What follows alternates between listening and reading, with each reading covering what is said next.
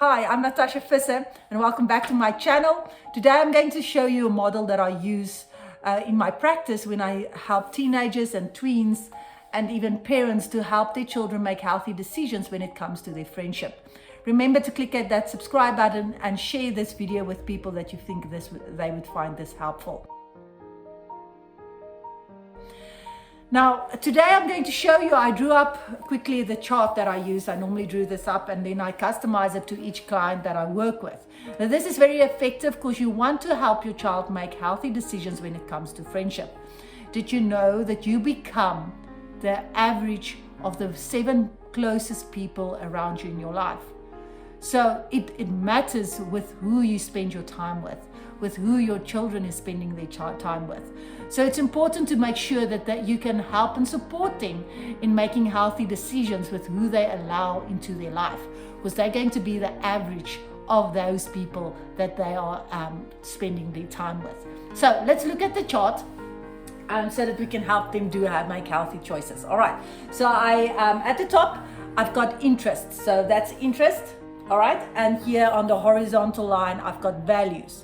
So we start out by asking our child, what type of friend do you enjoy that have the same joy spending time with, that has the same interest than you? Okay, so let's use a girl that is very active. Okay, she's a very sporty girl. So let's say she likes being with friends that is active, okay, and she likes running. So she would run with her friends, and she likes when they have telling jokes. She likes funny people. She likes to laugh with their friends, making funny jokes, and they maybe need to have intellectual conversation. All right, so she wouldn't just talk about nonsense. She would like to have intellectual conversation while she's running, making jokes and doing some active things. That is the things that her friends, that draws her out in a friend. She wouldn't go and sit there with her friends just talking and eating lunch. She would go and play touches, for example. All right, so that's the one, interest. Then values or beliefs. Are they a Christian? Okay. Do they believe the same things? And even culture can have a big impact on the choices, because there's different behaviors and things in culture. But I want you to think more about values. Culture we can work around, but values are more important. Specific values that are taught in the culture that they grew up in. Okay, so where would they find their best friend? And we want to put that in chart or column number 8. A good friend will be a friend that have the same interests and the same values. So that would typically look like, do you have a friend that will always stand up for what is right, and that will run with you, and it's funny, and would always make intellectual jokes, and that would be able to discern if the joke is filthy or not. That's aligned with their values. So that's the type of friend that you want in your life. Okay. So that's how you will set it up with your child, or how I coach them and see, okay, where does this child fit in? Is it an A friend, a good friend? All right. A B friend is a friend that doesn't share your interest, but their values are aligned with yours. Okay, so that will typically be, so if for this specific girl that I'm using, for example, that will be a girl like, she likes to read. Okay, she doesn't like running. She would maybe be more musical. Okay, maybe have music lessons and stuff. Okay, so she will not going to the running classes, but going track running and stuff, but she's going to read and do some music lessons for the day. So typically that type of friend, she's still a Christian, so she's aligned with your values, but she doesn't enjoy the things that you enjoy. But that's still a good friend to have in your life. We're not going to just say, oh, I don't want to be friends with her. Of course, what can we do to make a B friend an A friend? Now, we don't want to make and change anybody, but maybe you can show some interest in the music that she's listening to. You don't need to play a musical instrument, but you can listen to her music or talk about music with her, because her values is aligned with yours. And this is a good friend to have in your life. And she would maybe expand your horizons and give you more skills in life, because she shows you things that you never thought you would be interested in. So this is still a good friend. You might not spend so much time with them, but it's still a good friend. let's move to this friend. This is the question mark friend. Okay, so this friend has the same interest like you. Now, typically, this will be a friend that is on the same team. If we use the sport analogy, let's say you're playing basketball. This friend will still be on your basketball team, but their values are not aligned with yours.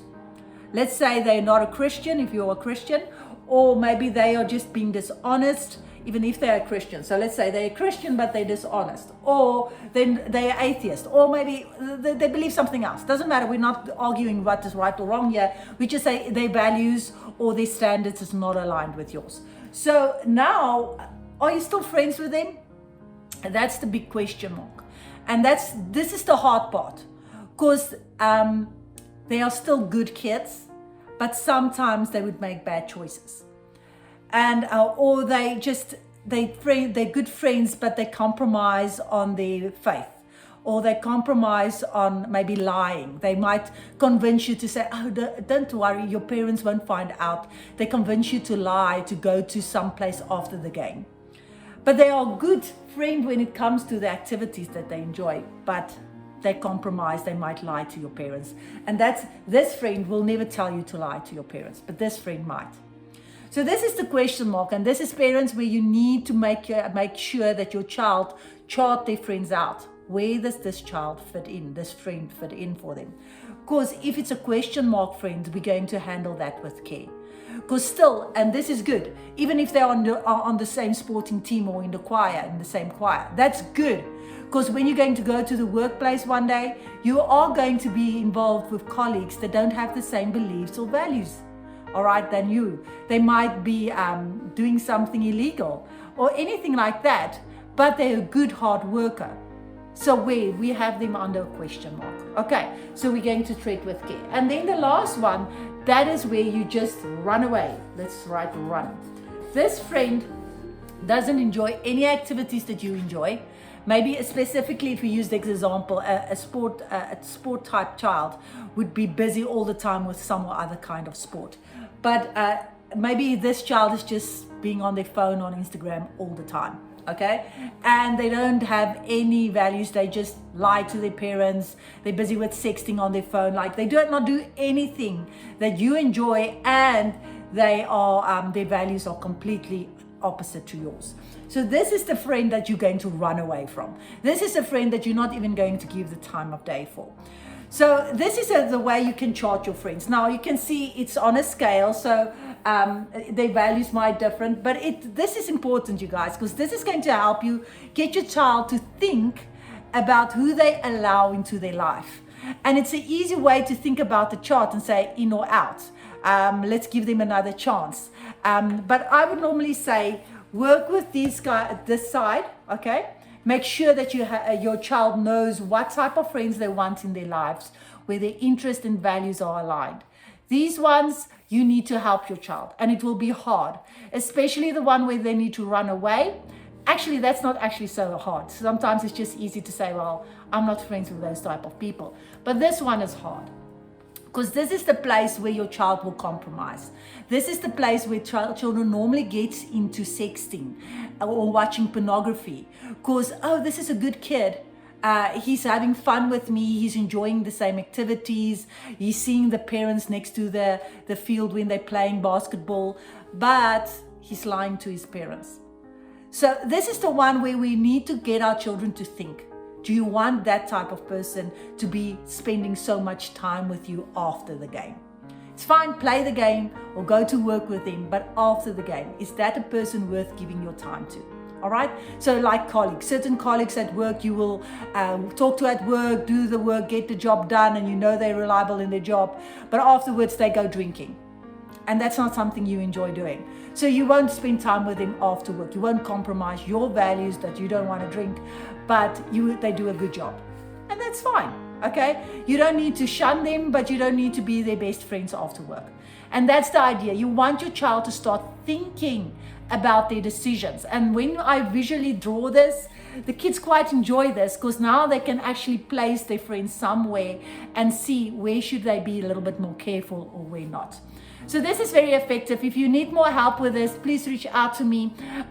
This works very well with tweens and teenagers, and we want to help them start thinking about their decisions. If you need more help, I put some more links down here at the bottom. Click on the remember to click the subscribe button so that you can get more videos like this.